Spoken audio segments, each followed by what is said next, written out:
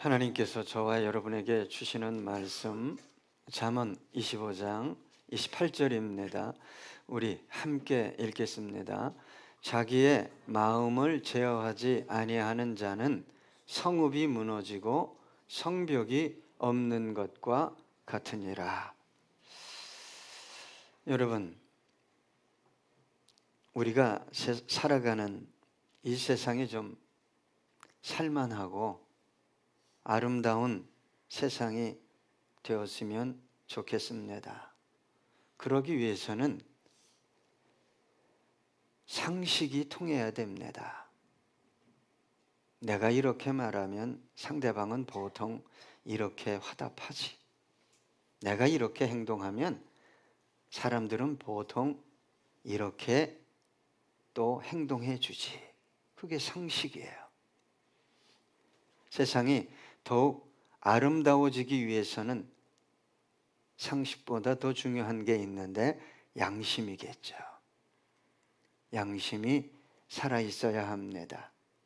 그리고 합의에 의해서 결정되어진 법과 질서를 지켜야 합니다. 그런데 사람들은 나에게 유익이 되느냐? 내 생각에 따라 이 모든 것을 다르게 해석하고 다르게 적용합니다. 나에게 유익하면 당연히 지켜야 한다고 말하지만 나에게 유익이 되지 않을 때는 전혀 다르게 반응합니다. 저는 그렇게 생각해요. 이 세상을 아름답게 만들기 위한 최고, 최선, 최대의 자원은 마음이다. 바른 가치를 고수하려는 견고하고 진실한 마음이라고 생각합니다. 그런데 세상은 끊임없이 내면이 아니라 외적인 어떤 것에 매달리고 있습니다. 왜요? 세상이 중요하다고 말하고 외치고 가르치고 선동하는 것은 외형적인 어떤 것들이기 때문이에요. 어떻게 하면 돈을 더 많이 벌 수 있을까? 어떻게 하면 내가 더 편안하게 많은 것을 소유할 수 있을까? 그걸 가르치고 외치고 선동하기 때문입니다. 그래서 우리 그리스도인들도 이러한 세상의 소리에 가치에 흔들립니다. 마음이 흔들려요. 왜 그럴까요? 세상을 살아가는 데 있어 절실하게 필요한 것들, 요구되어지는 것들이기 때문에 그렇습니다. 그러나 주님은 말하고 있어요. 흔들리지 말아라. 두 마음을 품지 말고 살아가라. 두 마음이 뭡니까? 두 주인입니다. 한 마음 한편은 주님을 섬기고 마음 한편은 뭐를 섬기는 거예요? 돈을 섬기는. 마음 한편은 진리를 따르고 마음 한편은 세속을 따르는 거죠. 우리 그리스도인들이 흔들리지 않는 한 마음을 품고 살아간다면 정말 얼마나 아름다운 삶을 살아갈 수 있을까? 작은 빛으로 세상의 부패를 막는 소금으로 그리스도의 향기로 살아갈 수 있기 때문입니다. 주님은 저와 여러분에게 세상을 바라보면서 원망해라, 불평해라, 저주해라, 탄식해라 라고 말씀하지 않으셨어요. 세상을 바라보며 뭐 하라고 그랬습니까? 섬겨라, 품어라, 사랑해라, 축복해라. 세상은 어두움으로 가득한 곳입니다. 불의가 있고 거짓이 있고 폭력이 있고 진리를 거스르는 것으로 그런 가치로 문화로 가득한 곳이에요. 그런 세상 속에서 오직 한 마음, 흔들리지 않는 견고한 믿음으로 복음을 위해 살아간다면 그런 영혼을 바라보시는 주님의 마음이 얼마나 기쁘겠어요. 나의 삶이 선교 현장이 되게 해 주십시오. 이런 기도가 얼마나 아름다운 기도입니까? 그런데 저와 여러분의 마음은 끝없이 흔들립니다. 왜요? 세상이 기준 없이 제멋대로 돌아가고 세상이 정신없이 변해가고 있기 때문입니다. 이렇게 생각할 때가 많을 거예요. 왜 나에게 믿음을 주셔서? 왜 나에게 말씀을 주셔서? 왜 나에게 신앙 양심을 주셔서 다른 사람들처럼 행동하고 말하고 결정하게 못하게 하실까? 답답할 때가, 원망스러울 때가 한두 번이 아니죠. 마음이 혼란스럽고 때로는 회피하고 싶고 벗어나고 싶을 때도 있었을 것입니다. 그렇게 흔들리며 방황하며 살아가는 저와 여러분에게 오늘 주님은 뭐라고 말씀하십니까? 너 마음을 지켜라. 마음을 지켜라. 자기의 마음을 제어하지 아니하는 자는 이라고 말하고 있어요. 제어하다라는 단어는 마짜르라는 단어인데 다스리다, 통치하다, 억제하다. 여러분, 마음먹기에 달렸다라는 말이 있어요. 똑같은 문제인데, 똑같은 상황인데 어떤 마음으로 그 문제와 상황을 바라보느냐에 따라 해석이 달라집니다. 대하는 태도가 달라지고 언어가 달라지고 선택과 결정이 달라지게 돼 있어요. 주님의 마음으로 바라보면, 믿음의 눈으로 바라보면 이해가 되고 용서가 되고, 아, 주님이 이것은 나보고 좀 손해를 보라는 거구나. 그런데 여러분, 우리의 영혼은 근본적으로 타락한 자아에 붙들려 있어요. 매 순간, 매 상황, 매 문제 속에 완악하고 완고하고 자아 중심적인 사고에 붙들려 있습니다. 영이나 진리나 믿음보다는 육체, 자아, 세상 논리를 따르려는 경향이 있다 이 말입니다. 그것이 더 편하고 익숙하기 때문입니다. 아니요, 그렇게 살아왔기 때문에 내 사고가 방식이 길들여져 있는 거예요. 이런 상황 속에서는 딱 이렇게 뭔가가 나오는 거예요. 속에서. 하나님의 뜻, 영광보다는 자기의 생각, 유익을 더 중요하게 여기며 살아왔기 때문입니다. 그래서 성령의 사람은 뭘 다스리는 사람이에요? 마음을 다스리는 사람이에요. 자기의 마음을 억제하고 통제하고 절제하고 다스립니다. 여러분, 마음을 제어하지 못하면 모든 게 무너져요. 가정이 무너지고 친구 관계가 무너지고 교회도 무너지고 인생 자체가 무너집니다. 우리 안에는, 저와 여러분 안에는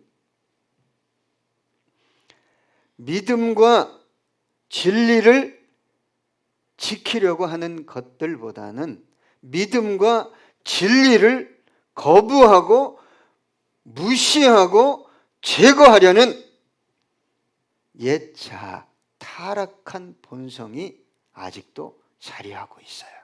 어떻게 그렇게 살아? 어떻게 그렇게 살아?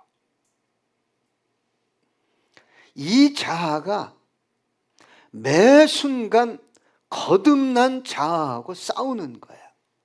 거듭난 자아는 진리를 따라, 믿음을 따라 살아야 된다 그러는데 어떻게 그렇게 살아? 그래서 여러분, 영적 전쟁이 가장 심하게 일어나는 곳이 어디예요? 내 마음이에요. 마음. 여기에서 승리하지 못한 영혼이 삶의 터전에서 그렇게 살아간다? 있을 수 없어요. 있을 수 없어요. 여러분, 하나님의 보좌를 찬탈하려다가 실패한 사탄이 이제는 육체를 성전 삼아 하나님이 보좌에 거하시는 인간의 영혼의 중심의 보좌를 찬탈하기 위해 사악한 사탄이 타락한 본성을 자극하는 거예요. 옛 자아를 계속 설득합니다. 너 그렇게 살 필요 없다. 네가 왜 그렇게 당해야 되냐. 때로는 유혹합니다. 충고합니다. 협박합니다. 너 그렇게 하면 망해. 너만 손해봐. 너만 상처받아. 그렇기 때문에 예수를 믿는 저와 여러분 안에 옛 자아가 지나치게 견고하게 자리하고 있어요. 그래서 항상 반응하는 게 뭐예요? 육이에요. 육. 언어에. 표정도 그렇고. 여러분, 사탄이 저와 여러분의 마음을 제어하지 못하도록 충동시키는 거예요. 계속. 여러분, 뉴스에서 얼마 전에 할머니가 급발진 사고를 당했잖아요. 예. 그 블랙박스에서 브레이크를 잡아도 안 되니까 손주 이름을 불러요. 도연아, 도연아. 급발진 상태라는 것은 차가 정상적으로 차주에 의해서 작동되어지지 않는 상태를 의미해요. 브레이크를 밟아도 계속 100km 이상 달려나갑니다. 사탄이 요구하는 게 뭡니까? 마음을 절제하지 못해서 충동시켜서 폭발하게 만드는 거예요. 마치 자동차가 급발진의 상태를 유지하게 만드는 거예요. 여러분, 급발진 차 안에 있는 차주가 브레이크 밟아요, 안 밟아요? 밟습니다. 이렇게 가면 죽는 거 알아요, 몰라요? 알아요. 사탄이 이 마음을 점령하면 거듭난 자아는 그렇게 하면 안 되는 거 알아요. 너 왜 그렇게 말하니? 너 지금. 너 왜 그렇게 선택하니? 알아요. 그런데 질주하는, 안 되는 거 알면서, 진리를 거부하는 것 알면서, 주님을 다시 십자가에 못 박는 행위인 거 알면서도 브레이크가 안 잡히는 거예요. 여러분, 그리스도인들이 마음을 제어하기 힘든 두 가지 이유는 뭐냐? 한 가지는 자아가 너무 극심하게 견고하게 자리 잡은 거예요. 자아는 근본적으로 하나님과 진리를 거부하는 것들입니다. 또 한 가지는 뭡니까? 내가 정직하게 바르게 행동했는데 억울하다는 거예요. 불공정한 대우를 받았다는 거예요. 내가 무엇인가를 잘못했을 때가 아니라 내가 무엇인가를 잘했을 때 이런 사건이 벌어지게 된다 이 말입니다. 내 감정과 논리와 방식대로 반응하지 않고는 견딜 수 없는 분노가, 억울함이 마치 연약한 집안을 뚫고 분출하는 용암처럼 자기 의라는 아킬레스건을 사탄이 자극한, 네가 옳지 않냐, 네가 의롭지 않냐, 네가 정당하지 않냐. 여러분, 마음을 제어하는 게 능력입니다. 성령의 9가지 열매 중에서 마지막 열매가 뭡니까? 절제예요. 아무리 아름답다 할지라도 네 마음대로 사용해서는 안 된다는 거예요. 잠언 4장 23절 보니까 무릇 지킬 만한 것 중에 더욱 내 마음을 지키라. 생명의 근원이 이에서 남이니라. 여러분, 만물의 주인이 누굽니까? 저와 여러분이 믿는 예수요, 우리 주님이에요. 그분이 만드셨어요. 그분의 거룩한 보혈로 저와 여러분의 전 존재를 사셨어요. 핏값으로 사셨어요. 저와 여러분의 생각, 감정, 마음, 영혼, 육체, 소유, 삶의 주인은 저와 여러분이 아니라 누구예요? 주님이에요. 왜 제어해야 합니까? 내가 주인이 아니잖아요. 주님이 원하지 않을 때는 이 마음이 정상적으로 작동되어져야 해요. 아무리 타락한 본성이 용암처럼 분출하려고 자기 의를, 연약한 집안을 뚫고 나오려고 건드려도 워 할 수 있어야 합니다. 그래서 주님께서 누구든지 나를 따라오려거든 뭐 하라고 그랬어요? 너 자신을 부인해라. 이 부인하지 않고 자꾸 쫓아가니까 쫓아갈수록 하나님의 영광을 드러내는 것이 아니라 하나님의 영광을 가리는 사건들이 일어나게 되는 거예요. 여러분, 주권을 이양하셨습니까? 자유의지를 주셨다 할지라도 그 자유의지를 주님께 내어드리는 주권을 이양하는 데 사용하셔야 됩니다. 그래서 그 자유의지를 육체를 위해 사용하지 말라 그랬어요. 육체를 위해. 사랑으로 종로로 타는데 사용해라. 여러분, 그런데 이 일이 쉽게 이루어집니까? 은혜를 통해, 성령을 통해 이루어지는데 참 인간이 교묘하고 똑똑합니다. 오늘도 내가 말씀을 듣고 은혜를 받으면 돌아가서 참아야지 되지, 손해봐야 되지. 그러니까 머리로 은혜를 받는 거예요. 머리로. 네, 아멘. 머리로. 이거 안 바뀌는 거예요. 안 바뀌어요. 주님은 오늘 저와 여러분에게 경고합니다. 너 마음을 제어해야 한다. 억울한 감정에 붙들려 말하고 행동하고 선택하고 결정하지 말아라. 아니, 목사님 억울한데요? 목사님, 이건 분명히 잘못된 일인데요? 주님은 아시죠. 주님은 아셔요. 그래서 여러분, 그리스도인의 능력은 뭐냐? 자기를 부인하는 거예요. 나를 부인하면 누가 살아나요? 주님이.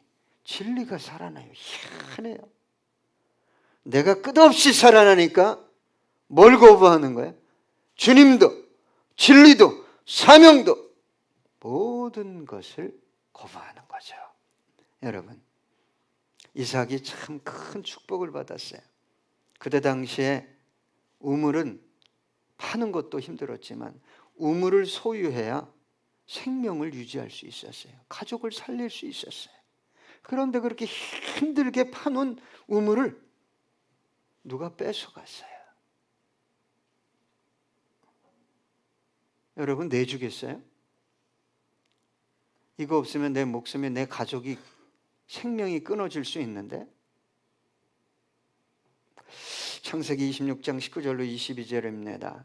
이삭의 종들이 골짜기를 파서 샘 근원을 얻었더니 그랄 목자들이 이삭의 목자와 다투어 이르되 이 물은 우리의 것이라 하매 이삭이 그 다툼으로 말미암아 그 우물 이름을 에색이라 하였으며 또 다른 우물을 팠더니 그들이 또 다툼으로 그 이름을 신나라 하였으며 이삭이 거기서 옮겨 다른 우물을 팠더니 그들이 다투지 아니하였으므로 그 이름을 르호봇이라 하여 이르되 이제는 여호와께서 우리를 위하여 넓게 하셨으니 이 땅에서 우리가 번성하리로다 하였더라.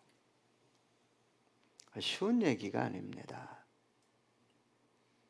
내가 10년 20년 열심히 그냥 어떤 것을 했는데 그걸 누가 쏙 뺏어갔어. 그런 것과 같은 상황이에요.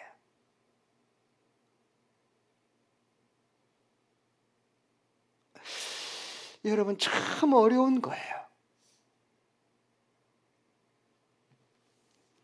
같은 장 23절 24절입니다. 이삭이 거기서부터 부엘세바로 올라갔더니 그 밤에 여호와께서 그에게 나타나 이르시되 나는 내 아버지 아브라함의 하나님이니 두려워하지 말라. 내 종 아브라함을 위하여 내가 너와 함께 있어 내게 복을 주어 내 자손이 번성하게 하리라 하신지라. 여러분, 저와 여러분이 번성하고 복을 누리고 심지어 세상 영광을 얻는 것까지 누구의 손에 달려 있습니까? 저와 여러분의 손입니까?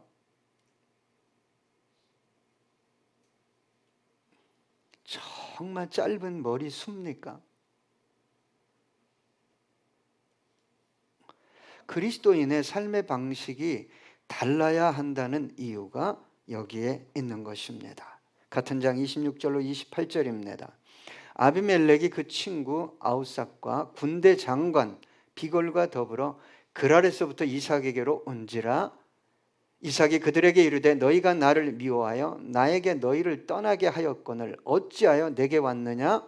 그들이 이르되 여호와께서 너와 함께 계심을 우리가 분명히 보았으므로 우리의 사이 곧 우리와 너 사이에 맹세하여 너와 계약을 맺으리라 말하였노라. 다 뺏어가도 한 나라의 왕이 하나님이 이삭 너와 함께함을 내가 봤다는 거예요. 내가 봤다는. 하나님이 우리 성도님들과 함께 하는 것을 봤다는 거예요. 그 뺏어가려고 뺏어갔던 그 사람들이. 그리고 뭘 하자는 거예요?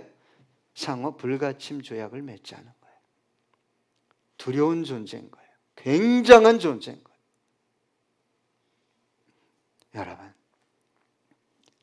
이런 일이 마음을 지키지 못하고 자주 급발진하는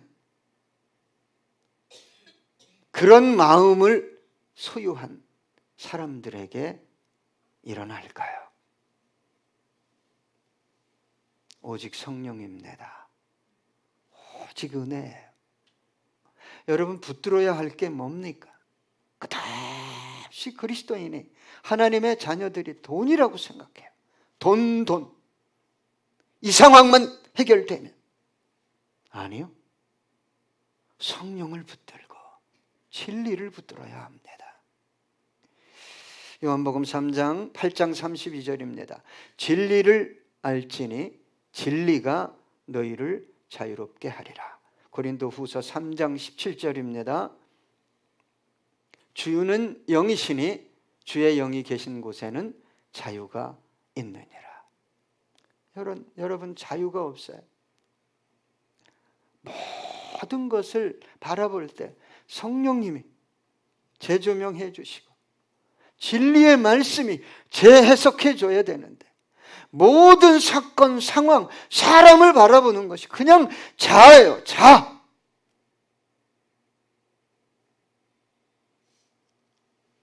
그런 사람에게 주님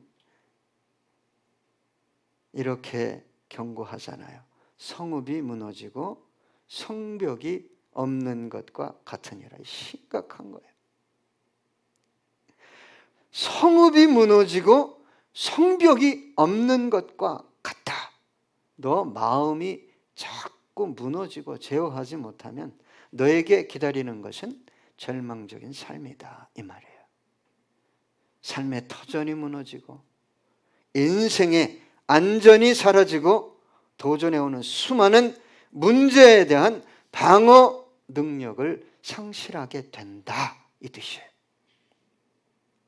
여러분, 마음을 제어하지 못하고 절제하지 못하고 감정에 이끌려서 자아에 이끌려서 말하고 행동하고 선택해버리고 결정해버린 지난날의 수많은 사건들 돌아보면 후회할 게 없습니까? 아름다운 열매로 남았습니까? 여러분, 그 순간 분노, 급발진의 상태에 사로잡혀서 그리스도인들이 안 되는 거 알면서도 말하고 행동하고 선택해버리면 열매는 누가 따먹습니까? 그때는 시원해요. 사이다 마신 것 같아요. 그러나 열매는 고스란히 내가 인생을 통해 따먹게 되는 거예요.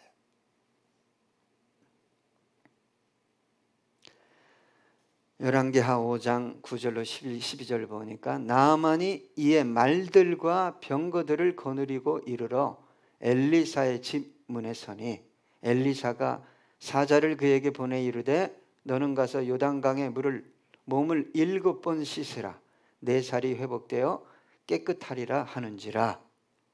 나아만이 노하여 물러가며 이르되 내 생각에는 그가 내게로 나와 서서 안 나오면 어때요? 예? 죽을 지경인데도 자아가 살면 이럽니다.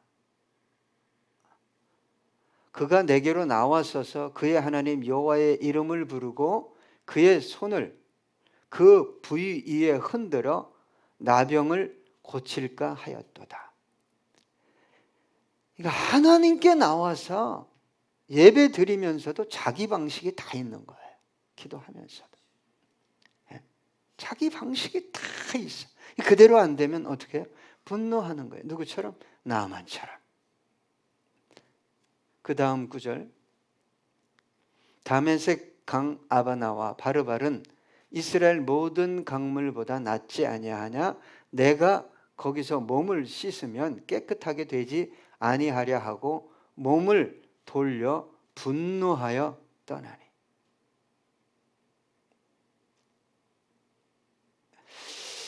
참 안타까워요. 내 생각대로 안 한다는 거예요. 내 생각대로. 하나님이, 목사가. 그게 얼마나 위험한 건지를 알아야 되는데. 만약에 신하들의, 부관들의 얘기를 듣지 않고 혈기 부리고 갔다. 급발진했다.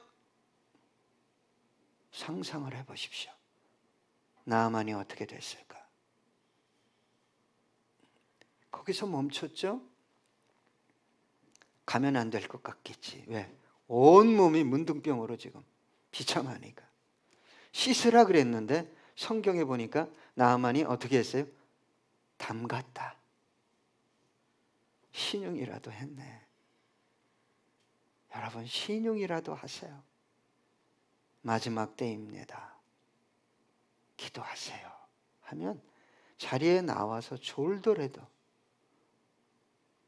하나님이 어떻게 역사하실지 여러분 아십니까? 씻으라 했는데 담갔어요. 7번. 그런데 피부가 어떻게 됐다고 성경은 얘기합니까?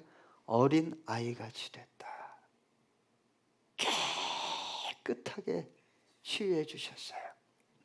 마태복음 26장 51절로 54절, 예수와 함께 있던 자 중에 하나가 손을 펴 칼을 빼어 대제사장의 종을 쳐 그 귀를 떨어뜨리니, 이에 예수께서 이르시되 내 칼을 도로 칼집에 꽂으라. 칼을 가지는 자는 다 칼로 뭐한다? 망한다. 너는 내가 내 아버지께 구하여 지금 12군단 더 되는 천사를 보내시게 할 수 없는 줄로 아느냐? 내가 만일 그렇게 하면 이런 일이 있으리라 한 성경이 어떻게 이루어지겠느냐 하시더라. 여러분, 베드로입니다. 하나님의 일을 해도 항상 뭐예요? 자기 생각대로, 충동대로, 자아가 이끄는 충동대로 하려고 하는 거예요. 하나님의 뜻이 이루어지고 영광이 드러나는 것과는 무관한 거예요. 이걸 밀어붙이면 여러분 안 됩니다. 그래서 성경을 보면 온유한 자가 땅을 차지하게 될 것이다. 여러분, 온유가 뭡니까? 사전적 의미는 사람의 표정이나 성질이 온화하고 부드러움입니다. 신앙적인, 성경적인 온유의 의미는 자기의 존재가 하나님으로 말미암는 것을 아는 겸허함입니다. 이걸 더 재해석하면 하나님의 말씀에 의해 길들여진 영혼의 상태를 온유라고 말합니다. 그래서 주님께서 자신을 소개할 때 나는 마음이 온유하고 겸손하니, 베드로전서 2장 19절로 20절입니다. 부당하게 고난을 받아도 하나님을 생각함으로 슬픔을 참으면 이는 아름다우나 죄가 있어 매를 맞고 참으면 무슨 칭찬이 있으리요? 그러나 선을 행함으로 고난을 받고 참으면 이는 하나님 앞에 아름다우니라. 하나님 앞에 아름다우려면 억울한 상황 가운데서 뭘 지키라는 거예요? 너 마음을 지키라는 거예요. 제어하라는 거예요. 빌립보서 4장 6절로 7절입니다. 아무것도 염려하지 말고 다만 모든 일에 기도와 간구로 너희 구할 것을 감사함으로 하나님께 아뢰라. 그리하면 모든 지각에 뛰어난 하나님의 평강이 그리스도 예수 안에서 너희 마음과 생각을 지키시리라. 하나님의 응답은 어디로 와요? 마음으로 오는 거예요. 이 마음을 잘 지킬 수 있도록 도와주면 인생의 열매는 절로 맺게 되는 것입니다. 주님께서 저와 여러분의 삶을 인도하십니까? 뭘로 인도하십니까? 뭘로 인도하십니까? 말씀입니다. 오늘 주님께서 저와 여러분에게 말씀합니다. 마음을 너 제어해라. 마음을 제어하지 못하면 성읍이 무너지고 성벽이 없는 것 같이 될 것이다. 우리 함께 끝으로 이 찬양하겠습니다.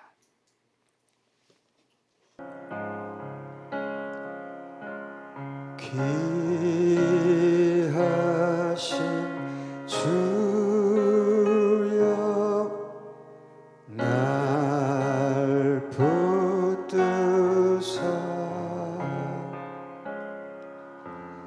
주께로 날마다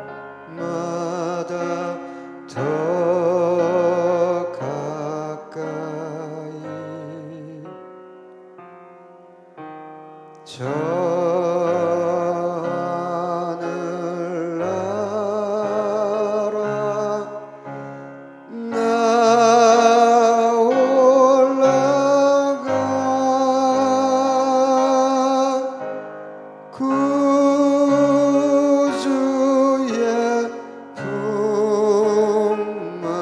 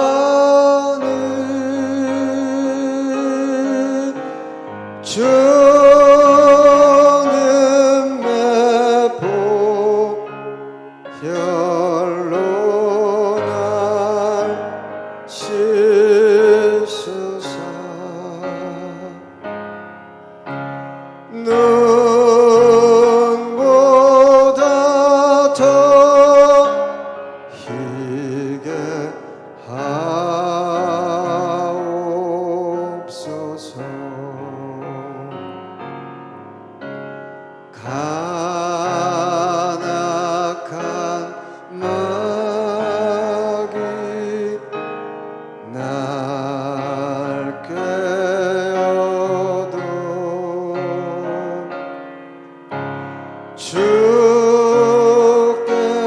주께서 앞으로 더 가까이 이 세상 속한 그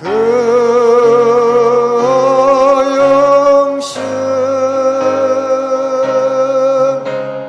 또 추한 생각을 다 버리니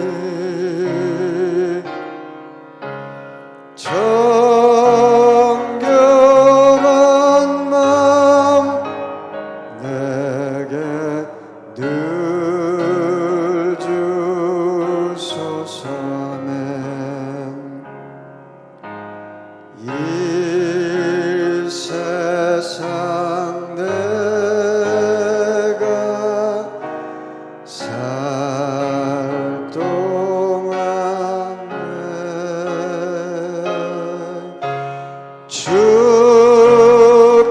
주께로 날마다 더 가까이 저 배는 천국 나 들어가 구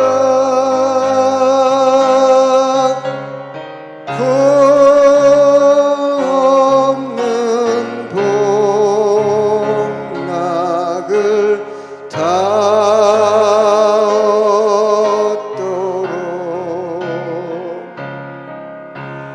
얻도록